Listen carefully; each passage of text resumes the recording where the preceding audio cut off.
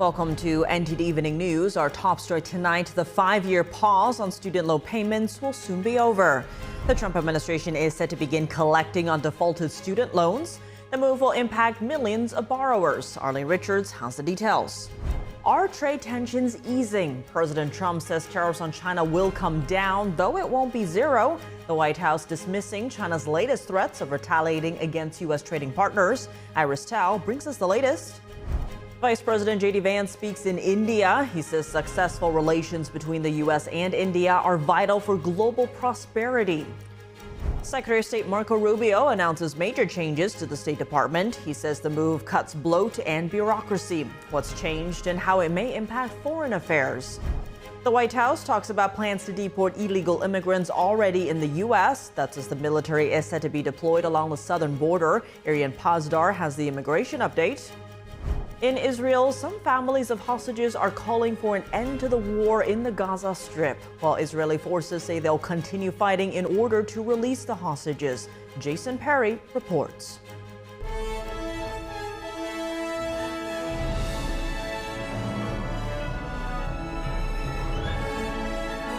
This is NTD Evening News, live from our global headquarters in New York City. Here's Tiffany Meyer. Good evening, and thank you for joining us tonight. The 5-year pause on student loan payments will soon be over. The Department of Education announced collections will resume on May 5th. NTD's Arlene Richards has more.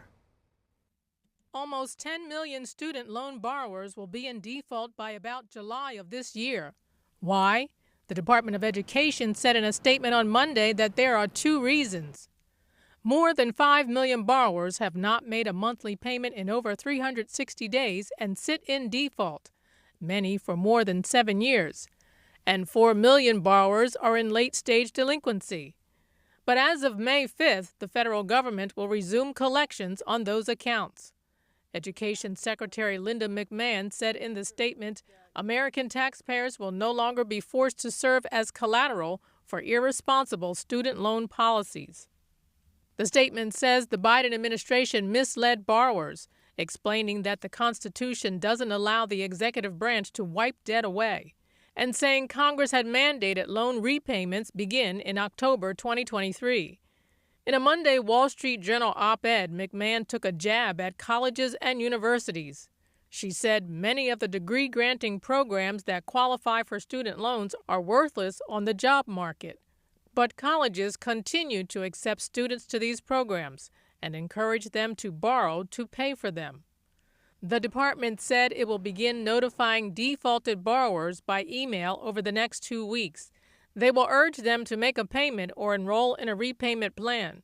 Borrowers who don't make a monthly payment by May 5th will be referred to a collections program run by the Treasury Department. Arlene Richards, NTD News. President Trump warning China that the U.S. will set the deal if Beijing doesn't make a trade agreement amid tariffs. It comes as the U.S. is talking with dozens of countries this week on trade. Joining us now live is NTD's White House correspondent Iris Tao. Good evening, Iris. What is the president saying tonight on trade tensions with China? Good evening to you as well, Tiff. So inside the Oval Office just now, President Trump warns China that they have to make a deal with the U.S. or the U.S. will set its own deal. He adds that the current situation with China when it comes to trade is not sustainable, although there's no sign that he has spoken directly with China's Xi Jinping just yet. Here's what he said. Watch. Ultimately, they have to make a deal because otherwise they're not going to be able to deal in the United States. So we want them involved, but they have to, and other countries have to make a deal. And if they don't make a deal, we'll set the deal. But tonight, President Trump is also offering some signs of tariff relief for China. He says that while tariffs on China are now at 145%, the ultimate tariff rate on China won't be anywhere near that. But he also doubles down on his approach of using tariffs to punish China for its trade behaviors, as he says that China has been taking advantage and destroying the U.S. Watch. Various elements built it up to 145. No, it won't be anywhere near that high. What level do you think it'll come down to if you haven't? It'll come down substantially, but it won't be zero. It used to be zero. We were just destroyed. China was taking us for a ride, and just not going to have. It's not going to happen. The White House told us today that the administration is setting the stage for a deal with China. And that comes as Treasury Secretary Scott Bessent also reportedly said that the current situation with China is not sustainable and that he sees the prospect for a potential deal. But then he also says that the China talks will be a slog and that engagement has not started yet. China, meanwhile, has issued fresh threats this week by vowing to retaliate against countries that work with the U.S. to isolate China. The White House today dismissing China's latest threats by saying that the U.S. has the upper hand. Watch. Quickly follow up on China. Any response to reports that China is targeting U.S. trade allies with potential retaliatory measures for supporting U.S. agendas?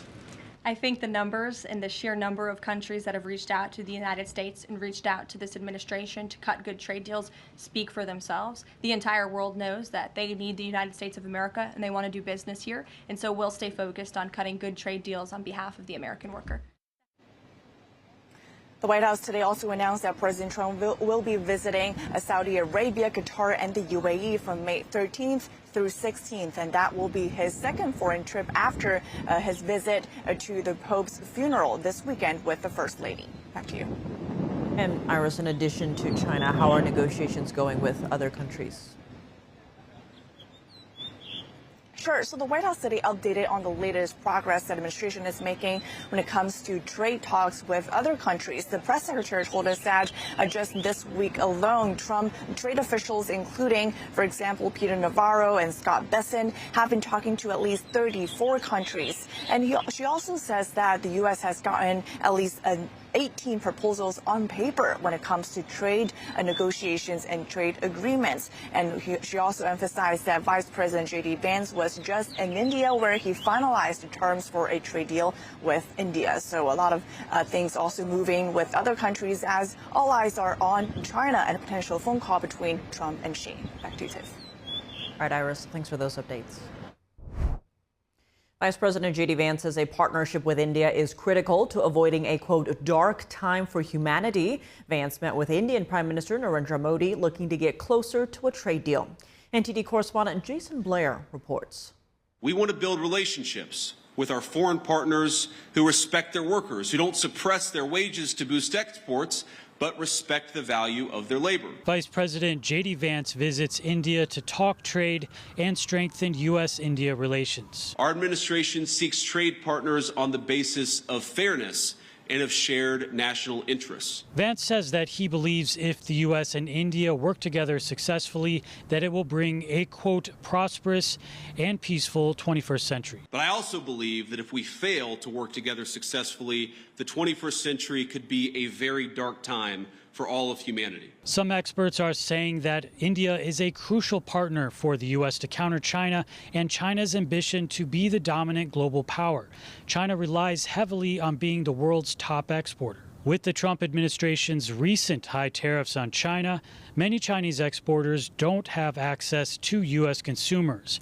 Companies are looking for other options to reach U.S. buyers with their products, which could be an opportunity for India to meet that need. And things with China don't look to be slowing down. The U.S. Commerce Department on Monday announced plans to impose tariffs of up to 3,521% on solar panel exports from 4 Southeast Asian countries. Chinese companies have been dominating the world solar panel market for the past decade. In the past few years, many Chinese firms have moved operations to Southeast Asia to circumvent tariffs imposed during President Trump's first term. Tim Brightbull, lead counsel for the American Alliance for Solar Manufacturing Trade Committee, praised the move, saying, quote, "This is a decisive victory for American manufacturing and confirms what we've long known, that Chinese headquartered solar companies have been cheating the system."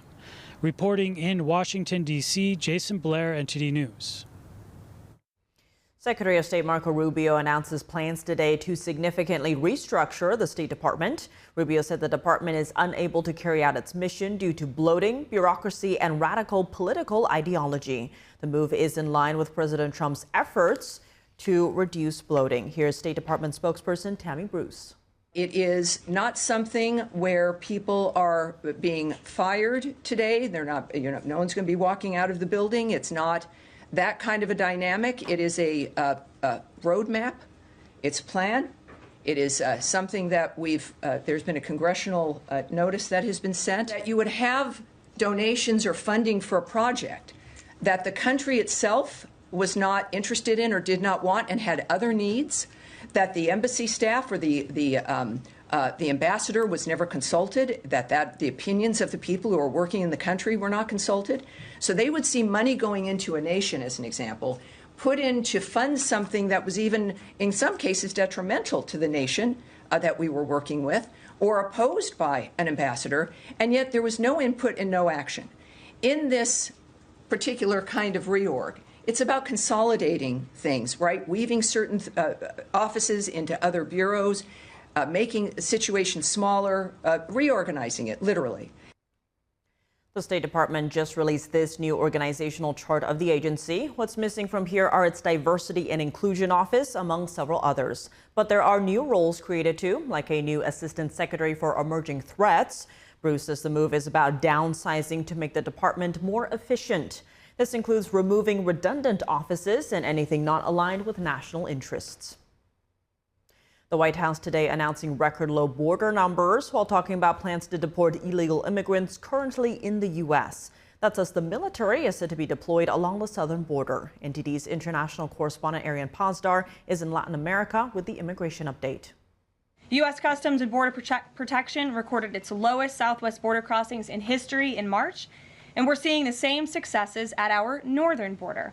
The White House on Tuesday touting record low numbers of illegal border crossings. This comes as the Trump administration is cracking down on illegal immigration. Press Secretary Caroline Leavitt was asked how many illegal immigrants are currently in the U.S. and how many the administration plans to deport. We suspect it's definitely in the millions, perhaps upwards of 20 million people that were allowed into the country illegally by the previous administration. And the president and his team are focused on deporting as many as we possibly can. And officials announced that the military will be active at the southern border. Troops are now authorized to temporarily detain and search immigrants along a designated area in New Mexico. The latest plans were announced by the U.S. Northern Command. A new statement says that troops will be allocated along 170 miles of the border in New Mexico. Earlier this month, President Trump authorized the military to conduct operations in the Roosevelt Reservation, a 60-foot wide strip of land along the border, spanning from San Diego to Texas. This national defense area will enhance our ability to detect, interdict, and prosecute the illegal aliens, criminal gangs, and terrorists who are able to invade our country without consequence. Now, the White House also says that allocating troops to the border will help combat drug trafficking. According to the White House spokesperson, narcotics such as fentanyl have been poisoning the American people. Also on Tuesday, a federal judge in Colorado says authorities have to give Venezuelan immigrants 21 days notice before deporting them. That's if the individuals in Colorado are being deported under the Alien Enemies Act. The judge says authorities must tell immigrants that they have the right to consult a lawyer. And a federal judge in Georgia is directing the Trump administration to reinstate the legal status of over 130 international students. Their student visas were terminated by ICE and Homeland Security. The judge says that the terminations were likely unlawful. Arian Pazdar, NTD News. In Israel, some families of hostages are calling for an end to the war in the Gaza Strip so that their loved ones can be released. But Israeli forces say they'll continue to fight the war in order to achieve that goal. NTD's Jason Perry has the story. A resident in the Gaza Strip looked from above on Tuesday as people inspected the damage of an Israeli airstrike that hit his neighbor's home in Khan Yunis. And he called upon the leaders of the U.S. as well as Europe. If this land not safe, or this land not safe, tell us where is the safe. Where is the safe area to shift to that area? We don't know where is the safe area. Also on Tuesday, Israeli forces said they struck about 40 construction vehicles in the Gaza Strip, such as excavators and bulldozers. Israel said the vehicles were used for terrorist activity, including during the October 7th massacre, in which they were used to break through barriers to allow trucks and motorcycles to enter Israeli territory. However, some local residents said they need the equipment to help rescue people from under the rubble caused by Israeli airstrikes. There are no bulldozers now, no equipment or machinery to clean the streets or remove the garbage. Meanwhile, in Israel, demonstrators sat in a mock tunnel as they reenacted the harsh environment for hostages held in the Gaza Strip. Relatives of an Israeli soldier who was kidnapped on October 7th, Matan Engrist, were also at the event. His mother was there as well. And now, after 1.5 years, this is the time to stop the war, to bring our children home. Every citizen in Israel wants first to bring all their brothers and sisters that are still in Gaza back home. After that, we will treat Hamas. Israeli forces have said they plan to keep increasing the military pressure on the Iran-backed Hamas terrorist group so that they will release the hostages. Meanwhile, U.S. forces are keeping the pressure on the Iran-backed Houthi terrorist group in Yemen. On Monday, the Houthi Health Ministry said that a U.S. airstrike killed 12 people and injured 30. Last month, President Trump ordered airstrikes to be increased against the Houthis.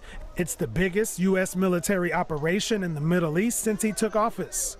And on Tuesday, White House Press Secretary Caroline Leavitt said Trump is scheduled to visit the Middle East from May 13th to 16th. And during that trip, Trump is planning to visit Saudi Arabia, Qatar, and the United Arab Emirates. Jason Perry, NTD News.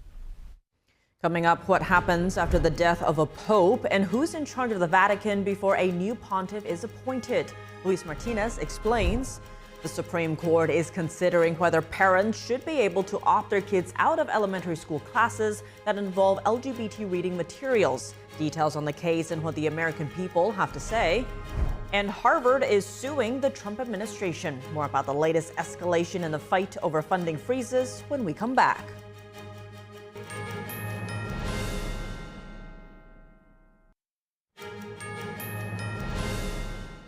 Welcome back. I'm Tiffany Meyer. What happens after the death of a pope and who is in charge of the Vatican until a new pontiff is elected?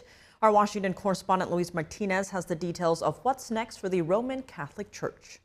As millions of Catholics around the world mourn the death of Pope Francis, a process is already on its way to select the next pontiff of the Catholic Church.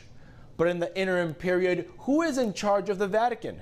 That would be the Camerlengo, or the Chamberlain of the Catholic Church. In this case is the Irish-American Cardinal Kevin Farrell, who was appointed by Pope Francis in 2019 to be his Chamberlain, and in 2024 Pope Francis also appointed him to be the President of the Vatican Supreme Court.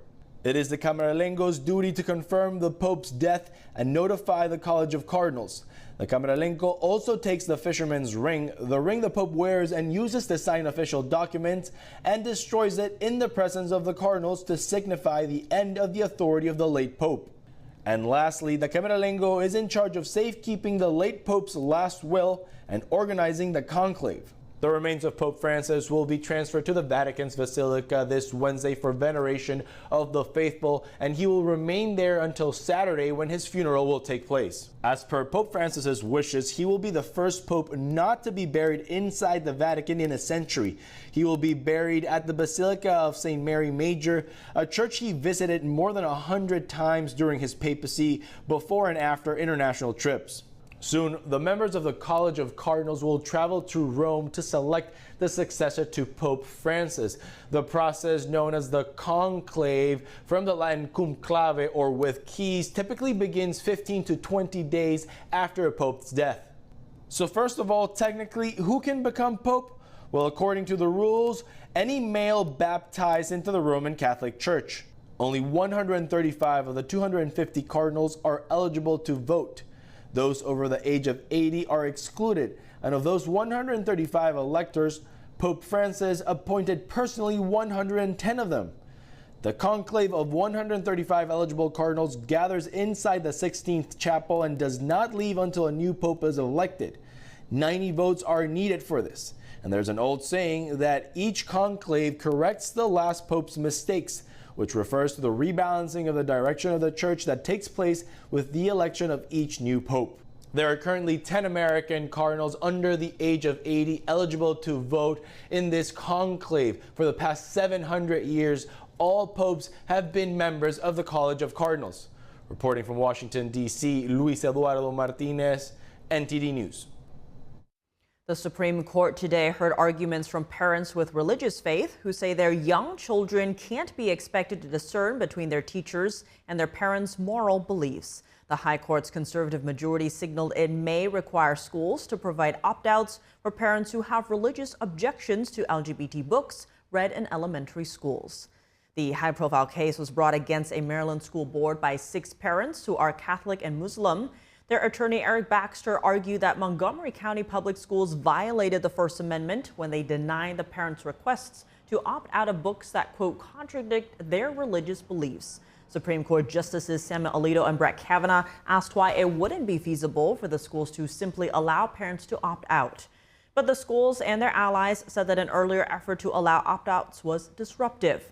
The county announced in March 2023 it won't be granting any exceptions and that parents won't be notified before LGBT books are used in classrooms. Alito also asked whether children as young as 4 years old have the developmental capacity to question classroom teachings and moral instruction.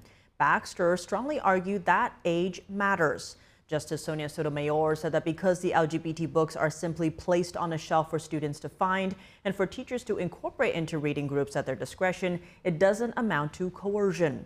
And Justice Elena Kagan argued that allowing certain opt-outs could lead to endless exceptions. A ruling is expected before the court's summer recess in late June.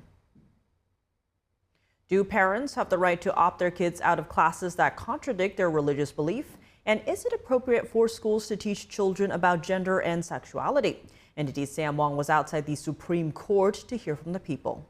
Here to make sure that parents have the right to opt their children out of questionable material in school. It should be parents and the school together teaching their children, not just the schools, what they think is right. Allow parents to be parents, to allow them to ensure their children are receiving the education they deem necessary. The government's overstepped their bounds per the U.S. Constitution, if not the particular state constitution. My dear sister-in-law taught in the public schools, and she retired earlier than she wanted to because she said, I feel like I'm hurting these children. Like if a child wants to be a strawberry, if I support that, she said, I feel like I'm hurting that child. I can't do this anymore. She's a wonderful woman, a great teacher, a progressive. But she's like, this isn't right by our children. Should schools be requiring materials that includes contents like, LGBTQ related stuff at a young age? Yeah, so for me, that question is really age sensitive. And I think that we over-sexualize our children too early in life. I don't think children should be learning about anything about sexual preferences at an early age. No, it's not necessary, especially in elementary school, which is what's at issue in this particular case. And I think that controversial subjects belong to the parents to discuss with their kids. That's right, exactly. They're not even telling the parents ahead of time what they're teaching, what they learn. There's no warning, so they can't even discuss it later with them. They should be learning math and English and how to write and how to spell, and they don't need that in the younger. When you're in grade school or elementary school, that should be teaching how to get along with other students, get along with other races, and just be nice people, nice citizens. And so that's not the time or place to be teaching that. New developments in the Harvard funding freeze dispute. In the latest escalation, Harvard is suing the Trump administration for its actions. Here's more on that story. Harvard is suing the Trump administration, demanding an end to the freeze on federal funding. The lawsuit comes after reports that President Trump was planning to pull another $1 billion in funding from Harvard. In a letter to the Harvard community Monday, President Alan Garber wrote, "The funding freeze will have, quote, stark, real-life consequences for patients, students, faculty, staff, researchers, and the standing of American higher education. The Trump administration has already frozen more than $2 billion in funding because the university wouldn't go along with the proposed policy changes. These include eliminating DEI programs, banning masks at campus protests, reforming the admissions process to prioritize merit, and reducing the power of faculty deemed to be, quote, more committed to activism than scholarship. Trump has also threatened to revoke Harvard's tax exemption. The Trump administration is demanding Harvard give it access to disciplinary records, specifically those connected to anti-Semitism and anti-Muslim bias since the start of the Israel-Hamas war in October 2023. On Monday, the National Institutes of Health said it plans to cut off medical research funding to universities that keep their DEI programs and continue boycotting Israeli companies. In its lawsuit, Harvard said this would devastate research programs.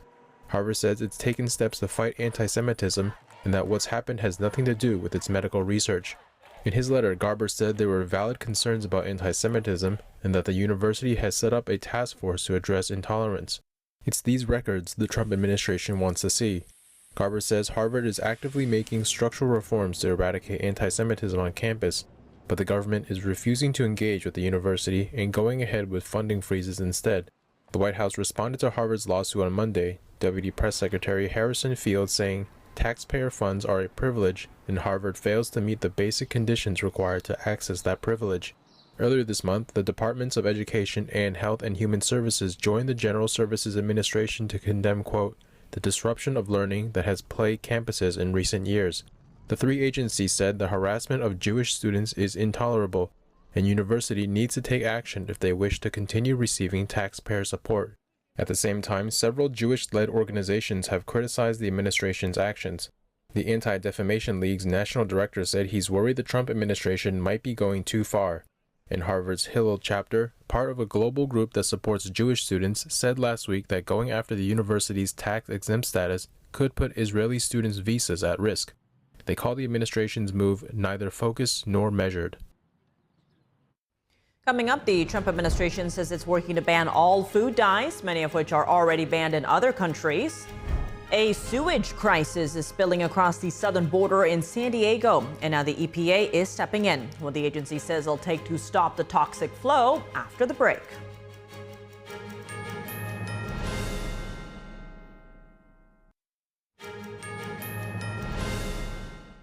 Welcome back. I'm Tiffany Meyer. The Trump administration is announcing sweeping changes to the nation's food supply with a ban on artificial food dyes. Health and Human Services Secretary Robert F. Kennedy Jr. says they are linked to development problems in children. NTD's Washington correspondent Jack Bradley joins us live from the HHS headquarters in Washington, D.C. Good evening, Jack. What are these dyes and why are they being banned? Good evening, Tiffany. Well, these are petroleum-based dyes, and the Department of Health and Human Services is phasing them out. So petroleum-based dyes, yes, the Trump administration is phasing out fossil fuels. Just kidding. You know, they're used to make food more colorful, more bright and appealing to the consumer. Fruit Loops is a perfect example. They are in Fruit Loops, but in other countries that also sell Fruit Loops, they're not in them. These countries ban these artificial colors, which many studies have linked them to cognitive disorders as well as cancer and like ADHD. So Secretary Kennedy has come out saying that it's going to go further than this. Take a look. We're going to get rid of the dyes, and then one by one we're going to get rid of every ingredient and additive in school in food that we can legally address. Now, red dye number 3 is one example, and it was actually eliminated under the previous administration, the Biden administration, within the last week while he was in office, and it's set to be phased out by 2027. But Health and Human Services Secretary Robert F. Kennedy Jr. has said that he wants to eliminate it even sooner, along with the remaining 8 dyes that are currently in the nation's food supply. There have been studies that link these to cognitive disabilities. The head of the FDA, Marty McCary, has said that there haven't been enough studies in this regard. Take a look. We have been running one of the largest uncontrolled scientific experiments in the world on our nation's children without their consent. And today, we are removing these petroleum-based chemicals from their food supply. So why haven't there been enough studies in this regard? Well, Dr. Jay Bhattacharya, the head of the NIH, was up on stage with both of them today, and he said that many scientists have been too scared in their industries to even do research in this field that may link food to and food additives like these dyes to cognitive disorders like ADHD. And Robert F. Kennedy Jr. says that there's been a cloud of the pharmaceutical agencies to prevent them from doing this as well. Kennedy has also said that he's speaking with industry leaders in the food industry, and he's so far gotten some good progress on them switching from these food dyes to natural flavors like watermelon or carrot juice, many fruit juices as an alternative to these natural dyes. Tiffany. And Jack, Secretary Kennedy says he will eliminate all additives legally. What steps is the administration taking to move toward this? Right, so they're conducting many studies right now. Dr. Jay Bhattacharya, head of the NIH, is conducting those studies right now, the studies that previously he said that haven't been enough to do. Secretary Kennedy also said that sugar, for instance, he doesn't think that they can phase it out completely, but he says it's causing illness in children and saying that it's poisoning our nation. He even said to go so far as to say that. So take a look. I don't think that we're going to be able to eliminate sugar, but I think what we need to do probably is give Americans knowledge about how much sugar is in their products, and also with the new nutrition guidelines, we'll give them a very clear idea about how much sugar they should be using, which is 0. Now, Kennedy also said that he's working to phase out other additives as well. So he said that there will be labels on food, but that those labels to show how much sugar is in a certain food needs to have congressional approval. And many other things will be found on websites led by the HHS to provide that information to families across the nation. Tiffany. All right, Jack, thanks for those updates. The Trump administration is threatening to take steps against New York City over its congestion pricing. Transportation Secretary Sean Duffy says he will cut funding to the city if officials don't stop collecting the Manhattan tolls. Duffy terminated the tolling program's parent agreement in February and gave New York City till April 20th to end congestion pricing. Duffy says New York officials have not responded to requests for information and have publicly declared the city will continue to collect tolls in defiance of federal law. Duffy said yesterday the federal government may start to withhold environmental approvals for Manhattan transportation projects. Duffy has now given Governor Kathy Hochul till May 21st to respond. The EPA administrator is in San Diego to address a decades-old sewage crisis. Lee Zeldin says toxic runoff from the Tijuana River is putting public health and the environment at serious risk. NTD's Christina Corona tells us more from San Diego. We're here in San Diego, where EPA Administrator Lee Zeldin held a news conference to address the Tijuana River sewage crisis that he says has been an ongoing issue for decades. He says the untreated water coming in from Mexico into the U.S. poses significant health and environmental risks. Zeldin said he met with Mexico's environmental secretary yesterday, who spoke on behalf of the Mexican president, who says she's willing to work with the U.S. and President Trump to fix the problem. I will be speaking with the Chief of Staff to the Mexican Environmental Secretary to ensure that over the course of the coming days, over the course of the next couple weeks, that we are able to put together a specific statement from both countries on a mutual understanding of what Mexico is going to do to help resolve this issue. One of Zeldin's proposed solutions is constructing a larger outflow system to redirect wastewater away from the ocean. Zeldin also plans to immediately deploy EPA staff to the wastewater treatment plant in Mexico to directly observe and verify its operations. Officials are also advocating for the expansion of the South Bay International Wastewater Treatment Plant in San Diego. Over the past 4 years, more than $650 million has been allocated to repair and expand the plant's capacity from 25 million to 50 million gallons of sewage per day. But residents aren't the only ones impacted. The mayor of Imperial Beach told NTD the smell of rotten eggs is a daily issue. And the sewage crisis is also hurting local businesses and real estate across San Diego. Lee Zeldin's tour will also include a helicopter tour over the U.S. southern border to observe the river, and he will also be speaking with Navy SEALs later this evening. Reporting from the city of San Diego, Christina Corona, NTD News. Coming up in the NBA playoffs, Milwaukee's Damian Lillard says he will play tonight after missing the last month. But will it be enough to tie the series? Dave Martin joins us to discuss after the break.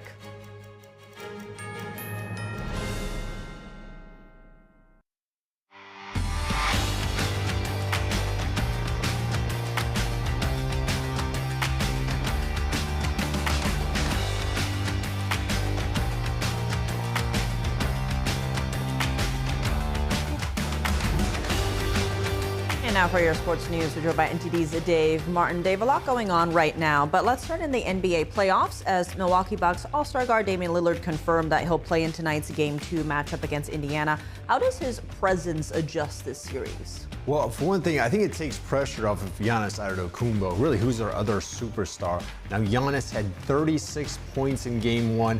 The only Bucks player that had more than 15, of course, the Bucks ended up losing by 20 points there. So they'll definitely welcome him back because certainly Giannis is the focus of Indiana's defense right now. But I think it's going to take some time to work him back into the lineup. He has not played since March 18 because of a blood clot in his leg. He finally started practicing last Thursday. But I think no matter how good of a player is, it's going to take some time to adjust with the team, them adjusting to him as well. And even besides that, Milwaukee is definitely going to have to do something defensively to slow down Indiana. The Pacers shot 52%. So we'll see tonight. Now that game starts at 7 p.m. I'm interested to see, does Damian even start and how many minutes he plays. So that game starts at the top of the hour, I should say, 7 p.m. Eastern time. So very soon. Elsewhere in the league, Commissioner Adam Silver said that TV ratings from the opening weekend of the playoffs were the best they've had in a quarter century. What was that attributed to? He didn't actually attribute it to anything, that at least specifically there. I think he wanted to note that because TV ratings in the NBA started slow this season. Now that was attributed, the season starts in October. That was partly attributed to the election going on at that time. It was in full swing in October. Plus, you had the World Series going on between the Dodgers and the Yankees, really the baseball's two flagship programs. Of course, everyone to watch that. And besides, it was football season, so they had a rough start to the year. But I think for the NBA, they're very fortunate that they got Luka Doncic, one of their biggest stars, with their flagship team, the LA Lakers, in a big market there. Plus, you've also got Golden State this year, kind of re-emerging as a powerhouse team. Now that they've got Jimmy Butler, they looked great Sunday. Butler really does everything for them. Plus, Steph Curry, obviously, he's very popular too. But actually, the team that got the biggest ratings was the Boston Celtics, the world champions. Got a 6.7 million viewers Sunday in their Game 1. So they've got a lot going on for them right now. A lot indeed. Moving to collegiate news, though, the NCAA made some historic changes to their rules on Monday that will allow colleges to directly pay their athletes. When does this go into effect? Yeah, it looks like it's going to be July 1st, so essentially next academic school year. This is all part of a multi-billion-dollar lawsuit, though, so it still actually needs to get final approval from a judge. Now, if it's going to be passed, schools will be able to give up a total of $20 million for all of their student athletes. Also, you'd have scholarship limits would replace roster limits. Now, that's been a bit of a sticking point because then what happens to those non-scholarship players, those walk-ons, that's been a big part of college sports. And plenty of those walk-on players end up becoming scholarship players. So that's something that still has to be sorted out here too. But schools paying their athletes, it looks like it's finally going to happen after all these years of, the NCAA being fiercely against it. I remember those name and likeness disputes. Name, image, likeness still going on too. The players are making out really well nowadays, for sure.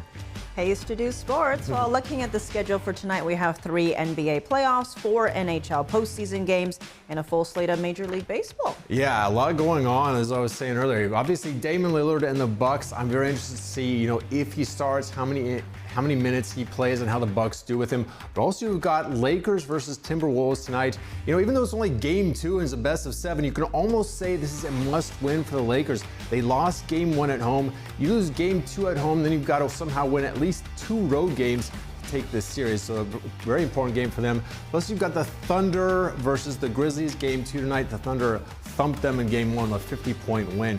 Now, you've also got 4 NHL games. You've got New Jersey versus Carolina actually started at 6 p.m. Eastern time, so they're not even in the second period.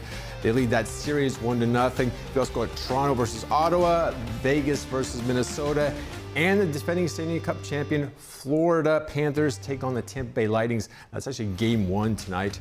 And in baseball, like you said, all 30 teams are playing, including the Oakland A's, who are bringing up their top prospect, Nick Kurtz. And he was drafted just 9 months ago, played only 32 games in the minor leagues, but they are already bringing him up. That's like the 6th quickest they've ever promoted a prospect. So it's big news if you're baseball, if you actually get up in less than a year. So congratulations to Nick Kurtz, making his major league debut. I'm still waiting for the headlines on those torpedo bats.